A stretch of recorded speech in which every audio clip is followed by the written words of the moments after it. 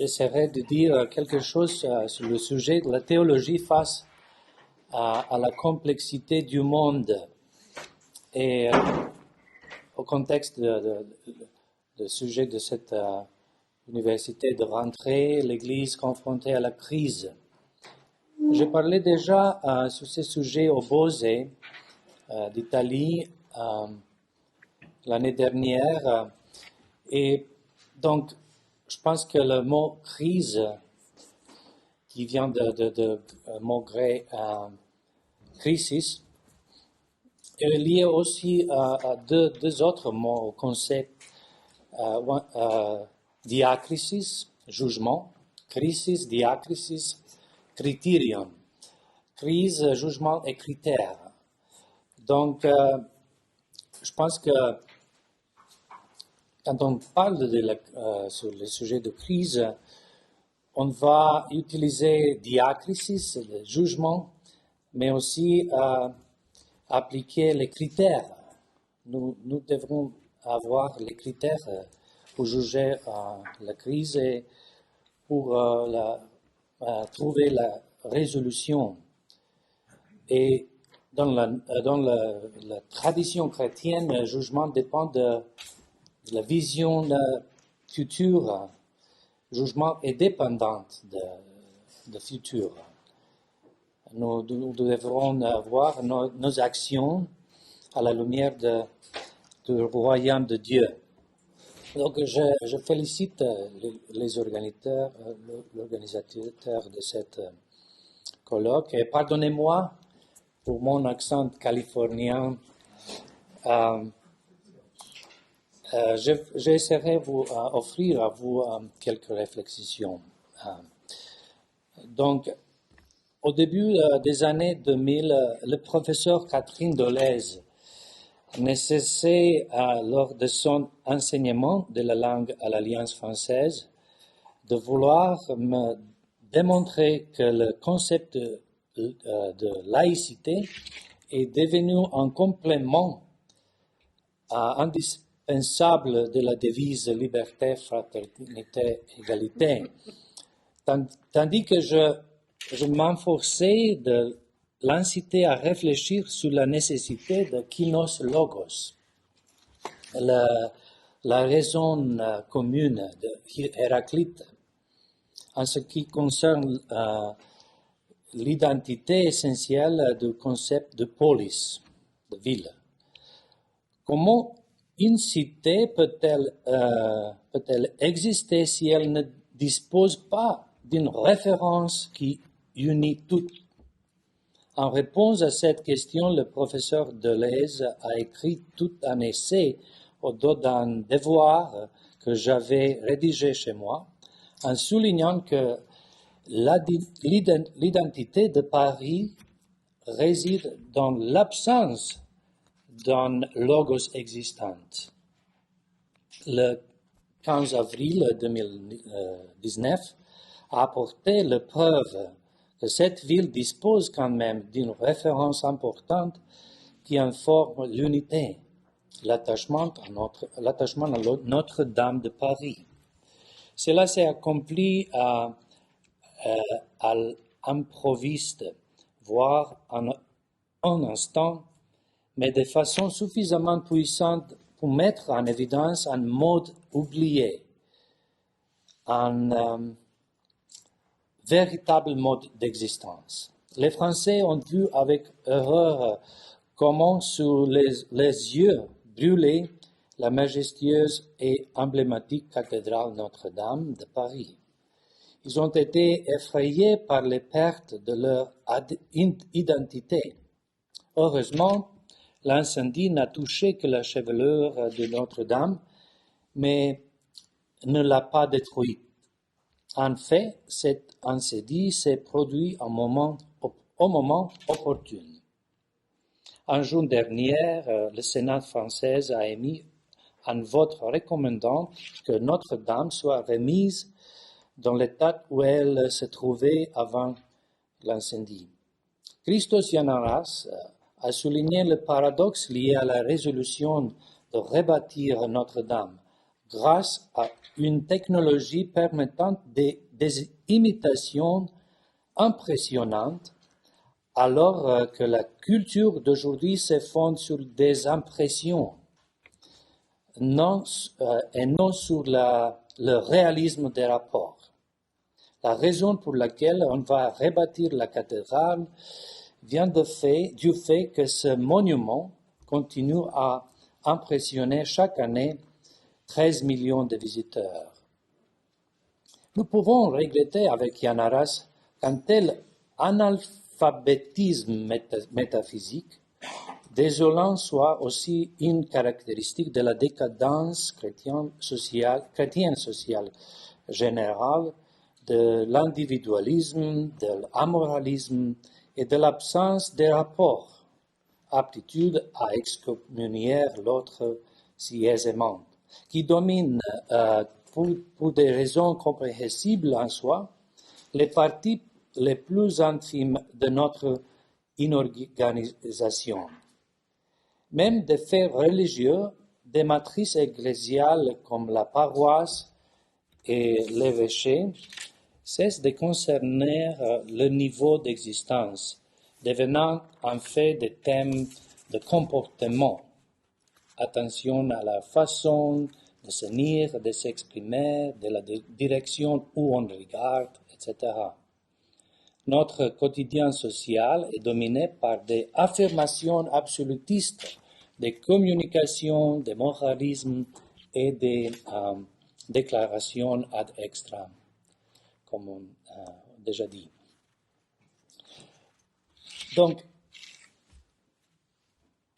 la tradition et l'originalité dans un monde polycentrique, c'est un problème théologique. Il est évident que la tradition n'existe pas sans le passé. Dans l'Église, l'ancien est aussi vivant que le nouveau. Mais quand elle est authentique, la tradition est une avant-garde. Dans certaines circonstances heureuses, on ne peut pas savoir si le nouveau est plus classique que l'ancien. Le fait de s'appuyer exclusivement sur le passé ne révèle pas seulement un romantisme maladif, mais conduit aussi à l'assèchement des pulsions créatrices. Pour chaque personne née de l'esprit, Saint Abba Justine de Chélier, un théologien serbe et saint, a utilisé hardiment des mots comme incommensurable, surlogique, sursavant, etc., etc. En vérité, là où est l'esprit, là est la liberté. Aujourd'hui, à notre époque digitale où les originaux se multiplient à l'infini, est-il possible d'être original?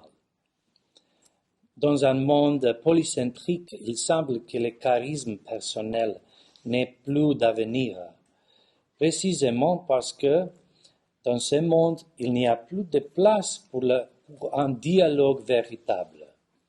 S'il ne se produit pas de changement, il n'y aura plus de nouveaux génies particuliers, comme j'ai dit, Platon, Shakespeare, Hegel, Einstein, Tesla, etc.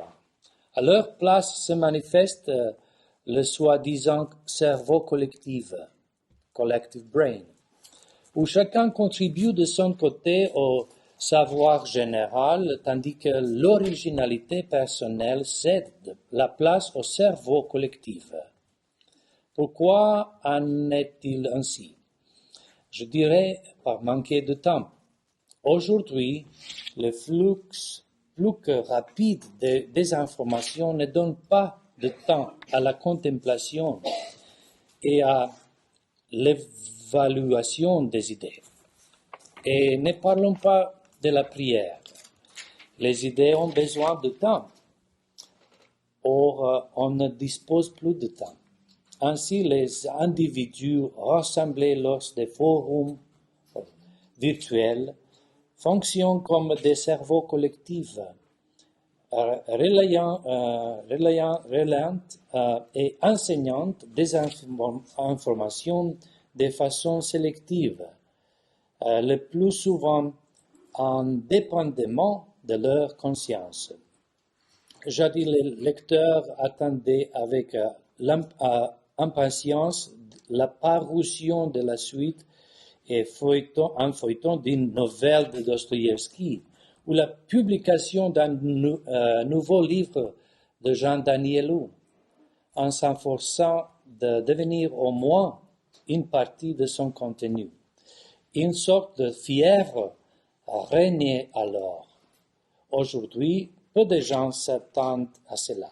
Une chose de valeur entendue de la vieille est déjà oubliée le lendemain, car on a entendu quelque chose de nouveau. Tout cela conduit à mettre ce qui est unique au second plan. Si le Messie apparaissait aujourd'hui dans son aspect historique, qui l'accueillerait et pour combien de temps? Comment serait accueilli le sermon sur les montagnes?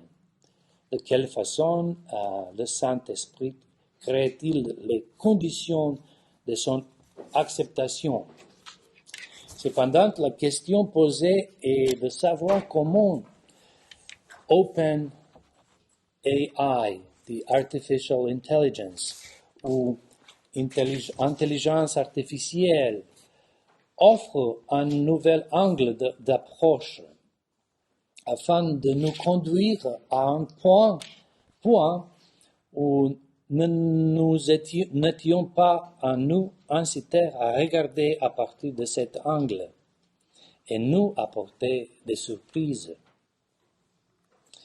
Disons quelque chose sur la sainteté du moment présent.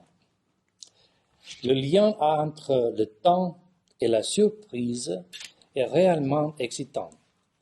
L'auteur des écrits aréopagitiques parle dans la troisième lettre de la surprise, en expliquant ce que signifie exactement l'expression biblique exephnis. L'inattendu signifie qu'il s'agit de quelque chose qui dépasse l'attente et qui tout à coup devient évident, alors que jusqu'à là, il était caché.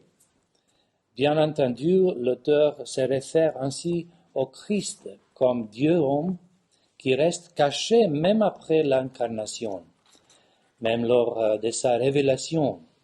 Il dit, ce caractère mystérieux de Jésus n'est pas lui-même exprimable en paroles, ni compréhensible par la raison. C'est peut-être pour cela que la liturgie, mais aussi la prière qui n'est pas seulement un monologue, constitue le seul moment authentique de surprise. Ce n'est que quand se dégage une place pour Dieu, ce n'est qu'alors au moment d'entonner l'hymne de chérubin, tant de fois répété à l'Église, que ce chant peut de façon surprenante apparaître nouveau. Conformément à l'adage nove sed non nova, la manière est nouvelle, mais non le contenu. Nous éprouvons la même réalité, nous parlons de même chose, mais d'une façon nouvelle, différente, réjouis par la connaissance du but dans l'Eucharistie sabbatique de l'Église. Nous devons avoir confiance dans la dynamique de la foi de l'Église. L'Eucharistie que s'accomplit à l'ère moderne peut déverrouiller les cœurs fermés à clé, en utilisant peut-être un langage différent et surprenant, le langage que l'homme peut utiliser pour exprimer notre Dieu surréel sont infinis. Ils ne sont pas liés à un seul style. Traduisons cela dans notre réalité ecclésiale. Devant nous et autour de nous existent des façons cachées de communication dont nous ne sommes pas conscients. Des possibilités existent à tous les niveaux, qu'il s'agisse de la formation, de la paroisse, éducation, de l'évêché et au niveau synodal, marché à sable du pape François. Pourquoi les représentants d'Église orthodoxe ne pourraient-ils pas tenir des téléconférences périodiques? Et pourquoi n'initierait-on pas la pratique des synodes régionales ad hoc? Imaginez qu'un jour se réunissent les synodes d'églises serbes, bulgares et roumaines pour évoquer des questions brûlantes dans les Balkans, atteinte à la sainteté de la personne humaine, crise de l'immigration, hérésie de l'ethnophilétisme, etc. Et cela d'autant plus qu'un grand jubilé se prépare pour 2025, pour la commémoration de l'anniversaire du premier concile œcuménique à Nicée, auquel il convient de réfléchir compte tenu du fait que le IVe siècle manifestait déjà un plus grand niveau de communication interépiscopale que le début du troisième millénaire.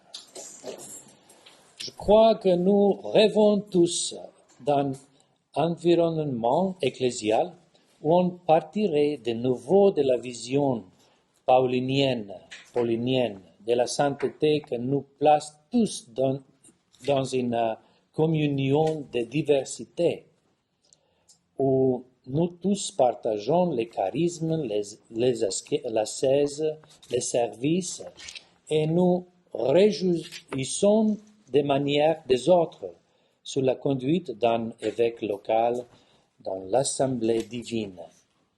Et alors, tous dans leur position hiérarchique, commenceront conciliairement et ravis un service pour toute la société.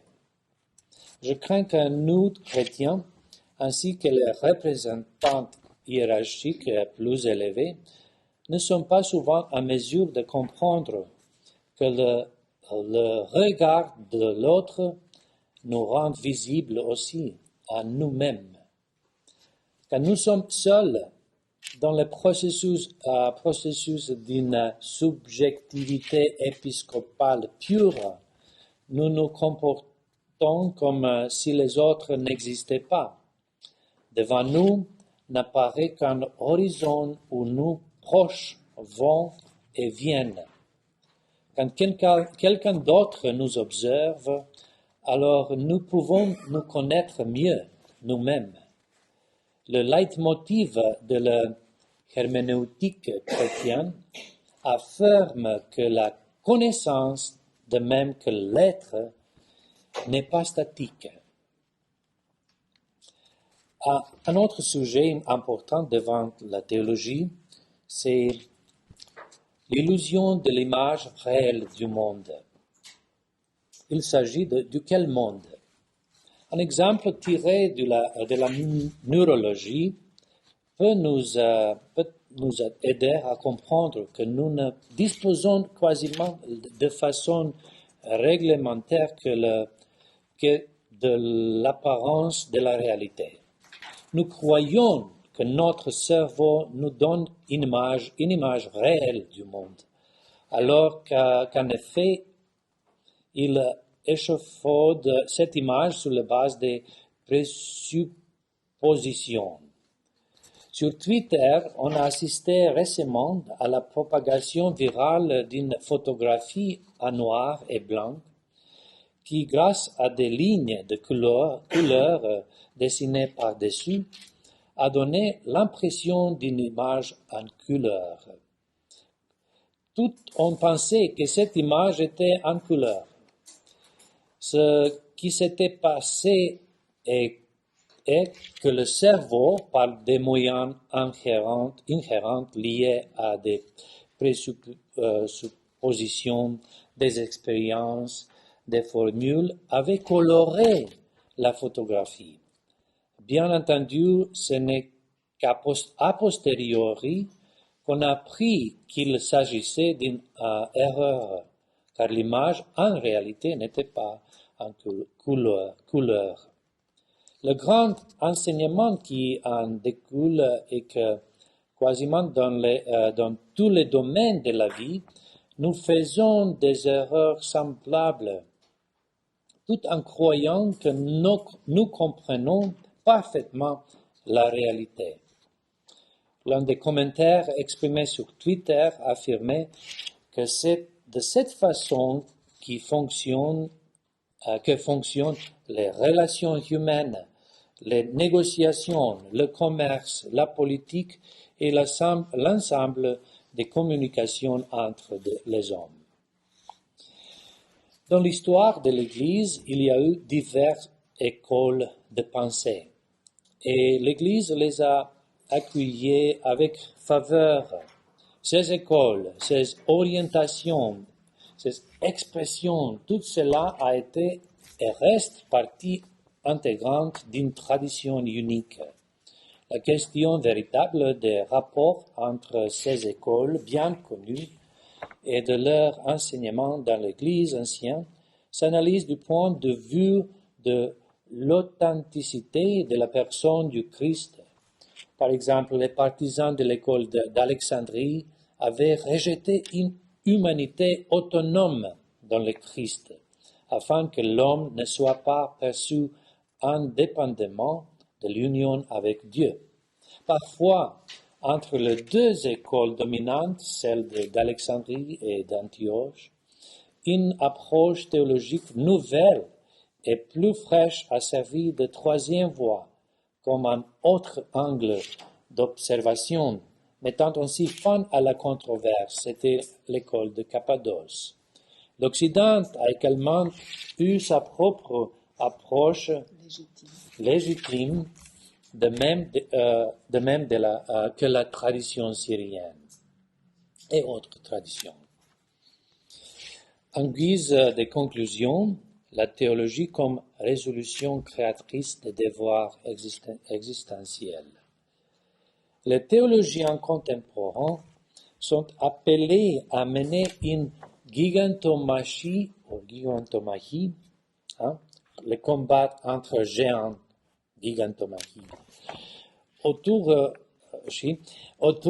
des questions essentielles de la vie, de la société et de l'humanité. Une interprétation existentielle des dogmes et une langue qui parle au monde contemporain correspondant à une théologie qui n'est pas dogmatique au sens étroit, mais constitue une résolution créatrice des devoirs existentiels, selon Père Georges Florovsky, conformément à la formule néopatristique de la théologie pour la vie du monde. Dans une telle entreprise, les théologiens ne doivent craindre ni la science, ni la philosophie, à l'instar des pères qui avaient eu aussi des motivations hellénistiques, néoplatoniciennes. Ils avaient tout à fait hardiment eu recours à Platon, aux stoïciens, à Aristote, à Philon, à Origène, mais ils ne s'étaient pas attardés en avoir crânement exprimé l'enseignement de l'Église. Ainsi, par exemple, il n'y a pas eu d'œuvre classique, philosophique et littéraire que le jeune Constantin, Cyril de Slave, n'ait lu et étudié à l'école de Photius le Grand. Donc, la gloire de l'Église réside dans la symphonie de la résurrection et l'humble témoignage de ce triomphe. en voyant la résurrection du Créateur, les apôtres s'émerveillaient et thaumasan par des chants de louange aux anges. C'est la gloire de l'Église. Arti doxa tis ecclesias. C'est la richesse de l'Église, selon le poème de Jean Damascène. Comme cela fut le cas au début avec les premiers martyrs de la résurrection et de la Pentecôte, nous en sommes tous témoins. Les théologiens d'aujourd'hui, imprégnés du pathos de la liberté, continuent à témoigner de façon créative de l'accomplissement du salut dans le Seigneur ressuscité, confessant les événements du salut dans l'histoire sainte et à notre époque. Les petites pierres qu'ils s'intègrent à la tradition, nul ne pourra ne pas en tenir compte. Merci beaucoup et pardonnez-moi pour n'être pas plus pratique, mais aussi pour mon accent californien.